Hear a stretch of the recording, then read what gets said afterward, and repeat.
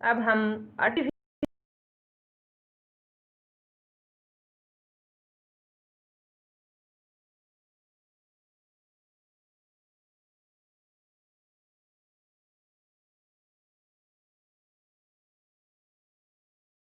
विभिन्न प्रकार के जो वेजिटेटिव प्रोपेग्यूल्स होते हैं, जैसे अपन ने पढ़े थे स्टेम, रूट, इनके द्वारा होता है। आलू के द्वारा जैसे प्राकृतिक होता है, इसी प्रकार जैसे आलू को हम काट कर उनको लगा देते हैं और नई फसल का फॉर्मेशन हो जाता है। तो इस प्रकार से प्लांट ऑर्गन से उत्पन्न जो नए प्लांट होते हैं वो अपनी मदर प्लांट से जेनेटिकली बिल्कुल सिमिलर होते हैं, इसलिए इनको हम क्लोन बोलते हैं। और जो आर्टिफिशियल वेजिटेटिव प्रोपोगेशन की इसके अलावा जो विधियां हैं वो है कटिंग, ग्राफ्टिंग, लेयरिंग और माइक्रो प्रोपोगेशन। यहाँ पर हम देख रहे हैं तो इसके मेथड कौन कौन से हैं। कटिंग है, लेयरिंग है, ग्राफ्टिंग, माइक्रो प्रोपोगेशन।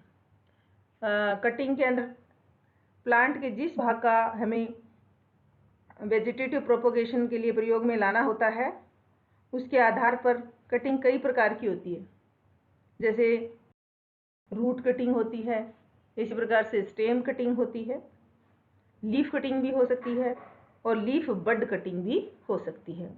तो इसमें रूट कटिंग में जो प्लांट काम में लिए जाते हैं प्राकृतिक रूप से वो सक्कर्स बनाते हैं।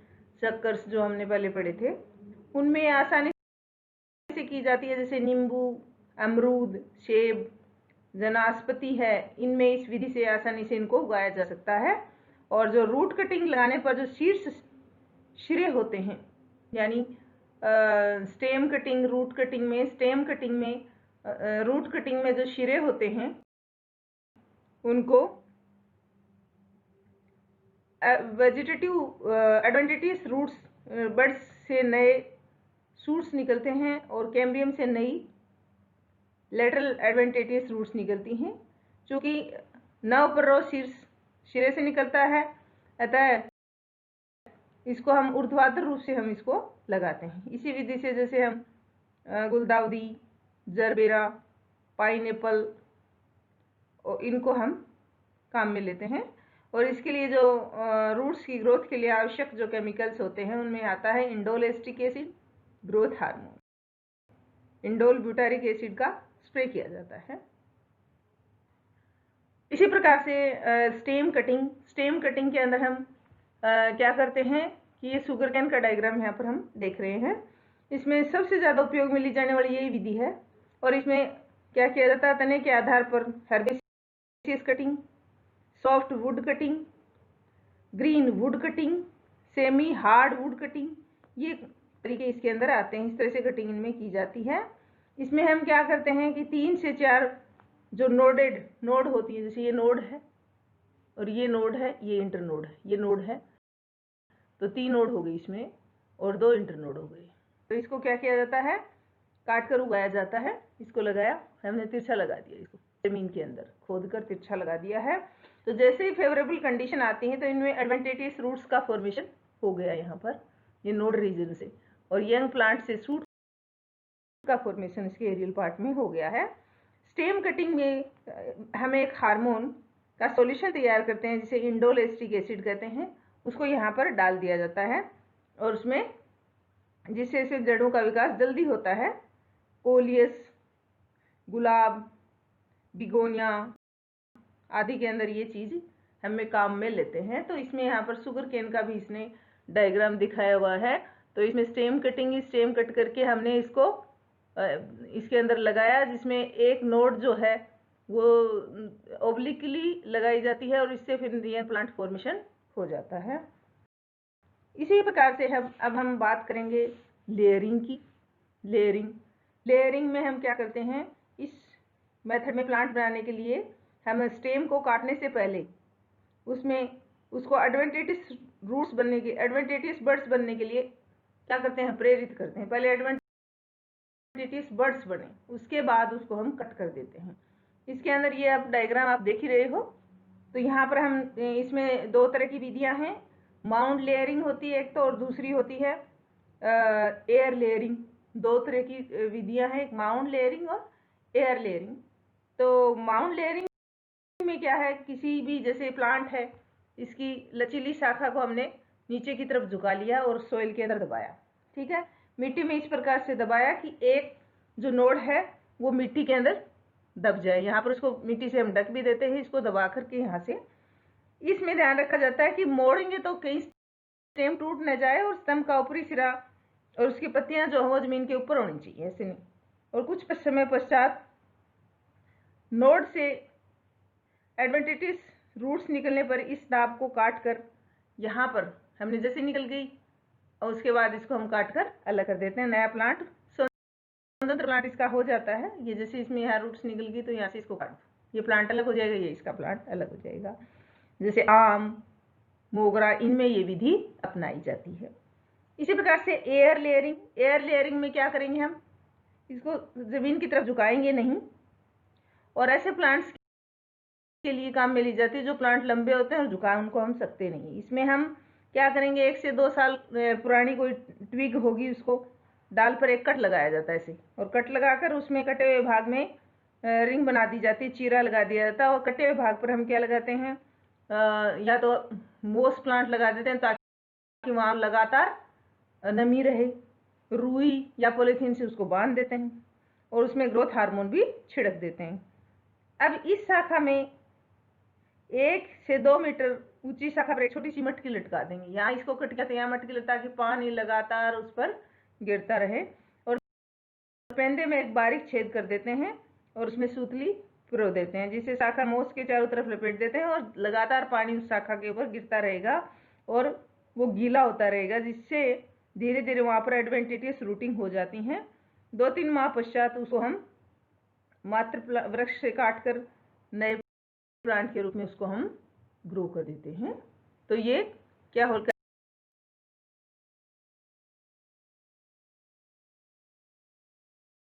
लेयरिंग हमने की, हवा में उसकी लेयरिंग हो जाती है। तो एयर लेयरिंग में इसके द्वारा हम वेजिटेटिव प्रोपोगेशन कर सकते हैं, यानी उसकी प्लांट के ऊपर एरियल पार्ट में किसी ट्विग के ऊपर हम क्या बार्क टिश्यू को रिमूव करते हैं, रिंग बनाते हैं, वहाँ पर हम डैम्प मोस लगाते हैं और उसमें ग्रोथ हार्मोन छिड़कते हैं और उसको पॉलीथीन से उसको टाई डाउन कर देते हैं और उसको ऊपर, उससे ऊपर वाली जो कोई भी ट्विग होगी उससे मटकी बांध देते हैं और मटकी में छेद करके उससे सूतली उस प्लांट की उस पार्ट से अटैच कर देते हैं ताकि लगातार वहाँ नमी बनती रहे और धीरे धीरे वहाँ पर एडवेंटिटिस रूट्स का फॉर्मेशन हो जाता है और उस ट्विग को हम हटाकर सोइल में शिफ्ट कर देते हैं। Now again grafting. ग्राफ्टिंग क्या है, इस मेथड के अंदर यहाँ पर आप देख ही रहे हो, किसी भाग को दूसरे पादप पर इस प्रकार से हम ट्रांसप्लांट कर देते हैं, यानी दूसरा प्लांट पार्ट लिया हमने, ये लिया, इसको कट किया, टी शेप्ड में इसको कट कर रहे हैं, स्लिट बनाई है, यहाँ पर bark of stock, bud inserted, ये लिया है इसका स्टॉक, ये है इसका सियोन।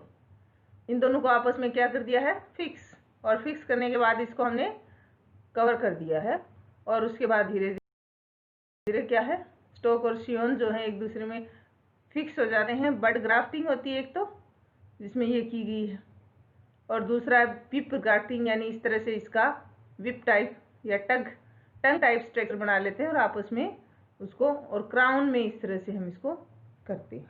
तो इसके अंदर क्या होता है, इसमें एक प्लांट के किसी भाग को दूसरे प्लांट पर ट्रांसप्लांट करते हैं और जिसे एक नए प्लांट के रूप में वो ग्रोथ कर सकें। इसमें दोनों प्लांट के गुण आ जाते हैं। इस प्रकार से 2 प्लांट को जोड़ने की क्रिया को ही, कला को ही हम ग्राफ्टिंग कहते हैं, जिसमें मुख्य प्लांट जो मेन प्लांट होता है जिसके ऊपर शाखा को लगाया जाता है उसको स्टोक बोलते हैं, और वांछित गुण यानी कहाँ से ऊपर बने कहीं से लाए वांछित गुण वाली जो कलम लेके आते हैं उसको सियोन बोलते हैं, दूसरे प्लांट से लेके आए। तो इस प्रकार से मुख्य प्लांट को सहारा देने वाली शाखा को स्टोक और वांछित गुण वाली भाग को सियोन बोलते हैं, कलम बोलते हैं, स्कंद और कलम। और जो सियोन स्टोक होता है वो वुडी होगा, हार्ड होगा, और उससे ही फिर उसी से पोषण प्राप्त होगा उसको। इस प्रकार से उसको हम लगा लेते हैं। कई बार एक इंटरस्टोक को स्कंद और कलम के बीच में भी लगाया जाता है। तो इसमें अलग अलग प्रकार से हम, ये मुख्य रूप से किसमें कलम भित्ति ग्राफ्ट स्किन जो है वो किसके अंदर पाई जाती है, डाइकोट्स में ही पाई जाती है, क्योंकि इनके अंदर कैम्बियम्स का जुड़ना बहुत जरूरी है। स्कंद और सियोन की स्टोक और सियोन की कैम्बियम का आपस में संयुक्त होना बहुत जरूरी है। तो संपर्क परत के पास वाली कोशिकाएं आकार में क्या करेंगी, वृद्धि करेंगी और कैलस का निर्माण करती हैं। स्टोक और सियोन के संपर्क के बीच में रिक्त स्थान को फिर वो भर देती हैं। जैसे यहाँ रिक्त स्थान रह भी गया थोड़ा बहुत, तो उसको कैम्बियम ग्रोथ करके भर देगी और बाद में इन सेल्स के कैम्बियम कोशिकाओं के विभेदन के कारण से स्टोक और कण दोनों के कैम्बियम क्या होते हैं, आपस में जुड़ जाते हैं और सेकेंडरी ग्रोथ शुरू कर देते हैं। और कैम्बियम के इस प्रकार से लगातार कंटिन्यूअस लेयर बन जाती है और इसके द्वारा फिर वस्कुलर टिश्यू का कनेक्शन स्टार्ट हो जाता है और वाटर और मिनरल्स का कंडक्शन शुरू हो जाता है। और जो कैलस है वो वस्कुलर टिश्यू की फ्लोएम रे सेल्स और जाइलम रे सेल्स से बनता है और इस प्रकार से लगातार प्लांट को न्यूट्रिशन मिलता रहता है। अब इसमें मेथड आप देख ही रहे हैं, एक है विप और टंग ग्राफ्टिंग, यहाँ पर आप डायग्राम में देख ही रहे हो विप ग्राफ्टिंग, ये जिसमें हम समान माप के दो स्टेम को चुनते हैं और इसमें चाकू की सहायता से हम इसमें चीरा लगाते हैं, जोड़ने के लिए दूसरे से मेल खाता हुआ उसका सियोन बना लेते हैं और तिरछा चीरा लगा दिया जाता है। इनको हम स्पाइस ग्राफ्टिंग कहलाती है। दूसरा है वेज ग्राफ्टिंग, सी यहाँ पर आप देख ही रहे हो वेज ग्राफ्टिंग, देखो वेज बनाई है, ये tongue grafting, wedge grafting. Wedge grafting में हम क्या करते हैं, इसके अंदर तेज चाकू की सहायता से हम वी आकार का चीरा हम लगा लेते हैं, वी के आकार का, और फिर उसके बाद तिकोने काटकर स्तंभ से अलग कर लिया, दूसरा यहाँ से स्तंभ से अलग किया तो इसमें वी में फिट कर देते हैं।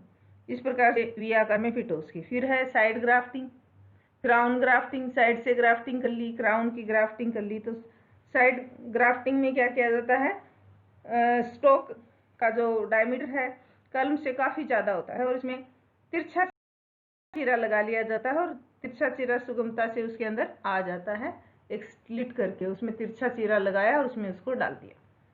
फिर है इसी प्रकार से, इस तरह से हम क्या कर लेते हैं, ग्राफ्टिंग कर लेते हैं और डिजायरेबल कैरेक्टर एक ही प्लांट के अंदर लेके आ जाते हैं।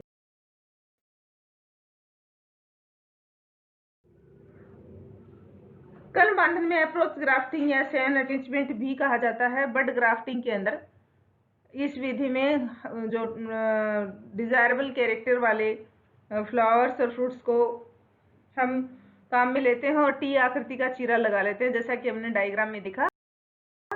और टी की आकृति का इसको काट लेंगे सियोन को और टी के अंदर फिट कर देते हैं और प्लास्टिक की डोरी से उसको बांध देते हैं। कुछ समय पश्चात वो नया प्लांट बना लेती है। तो इस प्रकार से हम क्या कर लेते हैं, ग्राफ्टिंग कर लेते हैं। Now micro propagation. Micro propagation विधि में क्या होता है कि थोड़े से समय में कम ही लागत पर एक प्लांट से लाखों की संख्या में नए प्लांट्स को लैब में तैयार किया जा सकता है और ये टिश्यू कल्चर टेक्निक पर आधारित है और इसमें प्लांट के एपिकल शूट मेरिस्टेम को काम में लिया जाता है और इस एपिकल मेरिस्टेम को हम एक्सप्लांट बोलते हैं। तो इसमें एपिकल मेरिस्टेम इसलिए काम में लिया जाता है क्योंकि वहाँ पर सेल्स जो होती हैं बहुत ज़्यादा एक्टिव होती हैं, अविभेदित होती हैं और नई नई कोशिकाओं का निर्माण कर लेती हैं। इस प्रकार से हम उस टिश्यू को यानी एक्सप्लांट को लिया, इस एक्सप्लांट को हमने लिया और उस एक्सप्लांट को किसी स्टेरलाइज्ड टेस्ट ट्यूब या फ्लास्क के अंदर हम शिफ्ट करते हैं और जहाँ पर क्या होता है आर्टिफिशियल कल्चर मीडियम होता है, ये सूट लिया या कोई भी लिया इसका पार्ट, इसको हमने इसके अंदर हमने डाला मीडियम, एमएस मीडियम, जो भी मीडियम हम काम में लेंगे और उसमें हम यहाँ पर डाल देते हैं अगार और इसके अंदर इसको शिफ्ट कर देते हैं। तो इसके बाद क्या होता है, इसके अंदर जो आर्टिफिशियल मीडियम जो है उसमें सारे प्लांट्स की ग्रोथ के लिए रिक्वायर्ड हार्मोन्स और पोषक तत्व होते हैं और अब ये लगातार जब ये टिश्यू यहाँ डाला तो लगातार टिश्यू की ग्रोथ होगी क्योंकि न्यूट्रिएंट्स मिलेंगे, स्मॉल क्लस्टर ऑफ शूट्स बन जाएगा और ये धीरे धीरे इंक्रीज होता चला जाएगा। तो इस प्रकार से जैसे स्मॉल क्लस्टर ऑफ शूट्स का फॉर्मेशन हो जाता है जो क्या होता है इरेगुलर होता है, तो ऐसी स्थिति में हम उसको क्या कैलस कहते हैं, इसकी कोई शेप नहीं होती। कैलस ऊतक के सूक्ष्म भाग द्वारा, अब उसके बाद ये कैलस है, सूक्ष्म भाग को किसी दूसरे यानी अब उसके बाद हम ये कैलस से या क्लैंप यानी इससे या तो सीधे ही हम बहुत सारे प्लांट्स को तैयार कर लेते हैं तो क्लम्प बन जाता है सूट का। उसके बाद यहाँ से सीधा ही सूट और रूट का फॉर्मेशन हो जाता है। अब उसके बाद में हम क्या करते हैं, इसको रूटिंग मीडियम में ले जाते हैं, इससे रूट निकल जाते हैं, रूट का मीडियम डाला जाता है और उसके बाद रूट समेत इसको हम डायरेक्टली कहाँ ले जाते हैं, अंडर मिस्ट में, प्लांट इस्टेब्लिशमेंट के लिए एक्लिमेटाइजेशन जिसको बोलते हैं, और फिर उसके बाद इसको गमले में ले जाते हैं। तो धीरे धीरे इसका क्या हो जाता है, स्टेज फर्स्ट यानी इस्टेब्लिशमेंट ऑफ प्लांट, फिर सूट मल्टीप्लीकेशन होता है, बहुत सारे, यहाँ लिया तो हमने एक था तो बहुत सारे प्लांट्स का फॉर्मेशन हो गया है। तो इसमें हम क्या करते हैं, कैलस के किसी भी भाग यानी हमने तोड़ा और ऐसी बहुत सारी टेस्ट ट्यूब हमने ली और उसमें प्रत्येक छोटे छोटे पार्ट से ही नए प्लांट्स यानी उनको हम बोल देते हैं, बहुत सारे प्लांट्स का फॉर्मेशन होना उसको हम बोल देते हैं छोटे छोटे प्लांट, उनको प्लांटलेट्स कह देते हैं। और वो प्लांटलेट्स फिर क्या कर देते हैं, उनको ट्रांसप्लांट कर देते हैं, ये प्लांटलेट्स बन गई, इनको गमलों में ट्रांसफर कर दिया जाता है और इससे नए नए प्लांट्स, बहुत सारे प्लांट एक जैसे बन जाते हैं। इस विधि में जो वायरस डिजीज वाले प्लांट्स पैदा नहीं होते क्योंकि इसमें स्टेरलाइज मीडियम होता है। और जैसे अगर हम अलग मतलब सीधे ही प्रोटोप्लास्ट भी ले लें तो उससे भी हम प्लांटलेट्स तैयार कर सकते हैं। तो इस प्रकार से थोड़े से समय में कम लागत पर बहुत सारे प्लांट्स प्राप्त किए जा सकते हैं और ये रोग रहित प्लांट इसमें पैदा होते हैं। अब इसकी इकोनॉमिक इम्पोर्टेंस क्या है वेजिटेटिव प्रोपोगेशन की। इकोनॉमिक इम्पोर्टेंस की हम बात करें तो यहाँ पर जैसा कि आपने डायग्राम देखा है तो इसमें बहुत सारे प्लांटलेट्स आप मिनिमम टाइम में तैयार कर रहे हो। तो जैसे अनेक प्लांट्स जो होते हैं, जैसे हॉर्टिकल्चर प्लांट्स होते हैं जिनमें वायबल सीड ही नहीं बनते हैं और सीड नहीं बने तो उनको ग्रो कैसे किया जाए, उनसे नई प्रोजेनी कैसे प्राप्त की जाए। तो इसके लिए एकमात्र जो मेथड होगा वो क्या होगा, वेजिटेटिव प्रोपोगेशन, जिसमें इसमें ऐसे प्लांट्स को वेजिटेटिव प्रोपोगेशन द्वारा उगाया जा सकता है, जैसे अंगूर, मौसमी, संतरा, गुलाब, चमेली, केला, अनानास, जो भी है इनमें। फिर ये दूसरी है, ये वेजिटेटिव प्रोपोगेशन एक सरल और सस्ती विधि है क्योंकि इसमें बीज से फल प्राप्त करने में तो 4-5 साल लग जाते हैं, लेकिन वेजिटेटिव प्रोपोगेशन के द्वारा 1 से 2 वर्ष के बीच में ही फल लगना शुरू हो जाता है। इसके अलावा इस मेथड में यानी वेजिटेटिव प्रोपोगेशन द्वारा उगाए गए सभी प्लांट्स अपनी माँ के मदर प्लांट से आनुवांशिक गुणों में सिमिलर होते हैं, जबकि बीज के द्वारा उगे प्लांट्स में मियोसिस के कारण से जेनेटिक वेरिएशंस पैदा होती हैं। इस प्रकार से वेजिटेटिव प्रोपोगेशन के द्वारा हम जैसा मदर प्लांट हमें चाहिए होता है वैसे ही प्लांट हम तैयार कर सकते हैं। वेजिटेटिव प्रोपोगेशन में कम समय लगता है और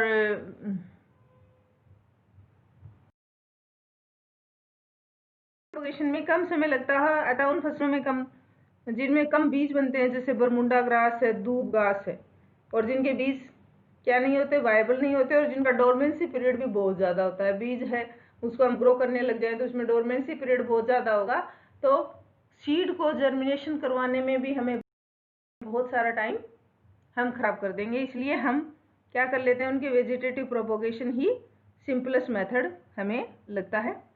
इसी प्रकार से वेजिटेटिव प्रोपोगेशन की जो ग्राफ्टिंग है टेक्निक, जिसमें हमने लेयर ग्राफ्टिंग,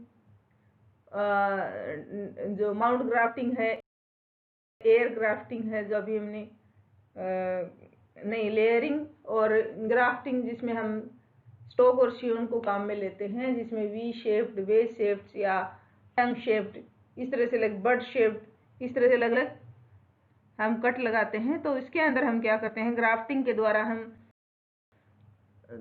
शियोन अपनी पसंद का लेकर हम उसमें स्टॉक के अंदर फिट कर देते हैं, जिससे हमें उच्च कोटि के फ्लावर्स और फ्रूट्स प्राप्त करते हैं और व्यवसाय में इससे अधिक लाभ कमाया जा सकता है।